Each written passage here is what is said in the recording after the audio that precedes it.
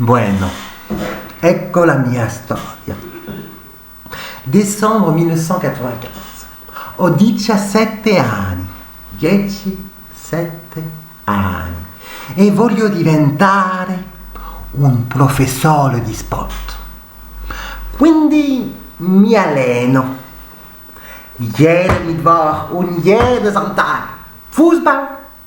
Mardi et jeudi, course à pied. Además, al colegio, 4 horas de deportes. Escalada y badminton. Un dimanche, je fais un cross-country. Está muito frio. Un homme me conseille. Ne mets pas ton bonnet, hein, tu vas avoir trop chaud. Non escucho. Mal m'en a pris. J'ai foiré ma course. La sera sono deluso, abbattuto e triste. Then I want to change my mind. Pues me voy a la biblioteca. Mi padre tiene todo Victor Hugo. Dus ik neem Cromwell. En ik lees de préface. C'est une histoire du théâtre. Victor Hugo explique à travers l'histoire du théâtre notre civilisation. C'est un démontage en règle de la règle des 3 unités, mais aussi un coup de projecteur sur les maîtres, Homère, Shakespeare, Molière, et une tentative d'expliquer ce que c'est que l'art d'écrire une œuvre. Le lyrisme de Victor Hugo me subjugue. Il jongle avec les paraboles, les citations latines et espagnoles. Son esprit de synthèse me souffle. Il semble tout connaître, tout maîtriser. Je prends conscience de ma vacuité et je dévore les pages une à une. Je ne sais rien. Et tout à coup s'offre à moi cet univers infini qu'est le théâtre. Je termine la préface. 1827. Victor Hugo a 25 ans. Et moi, j'ai 17 ans et je ne sais rien. J'ai passé mon adolescence plongé dans France Football et les jeux vidéo.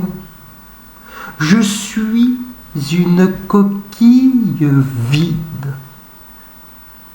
Il faut que je réagisse, que je sache, que je comprenne le génie de cet homme.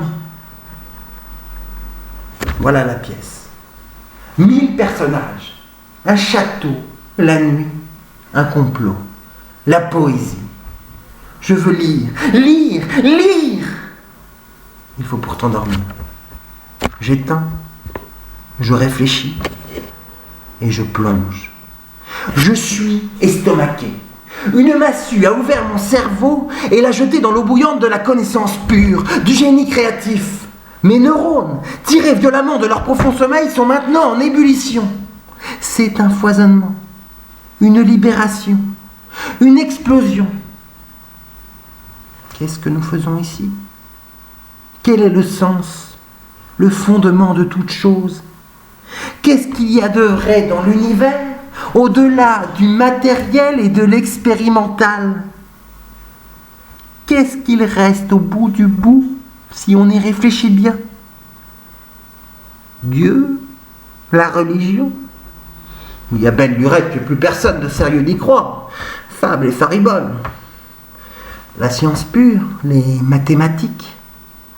Oui, mais c'est une construction mentale de l'homme, une suite de principes et de théorèmes. Sur quoi repose la science si on n'admet plus rien?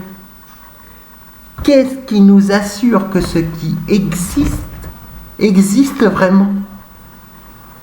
Sur quelle idée se fonder? Sur quel principe moral? Sur quoi? Il n'y a rien qui tienne. Oui, mais s'il n'y a rien qui tienne, c'est que ce rien est la seule vérité vraie et que le néant gouverne le monde. Le monde marche à rien, il ne se base sur rien. Et tous les principes physiques et moraux ne résistent pas au fameux rien qui explique tout, démontre tout et sur lequel tout est à construire. J'ai 17 ans. Mais je ne me leurre plus. Je peux désormais avancer. La vie s'ouvre à moi. Sur le néant, certes, mais elle s'ouvre quand même. Je suis retourné par la puissance de mon nouveau savoir. Je sais rien. Je suis le détenteur de la plus grande des connaissances. Je suis au sommet du monde du haut de mon néant.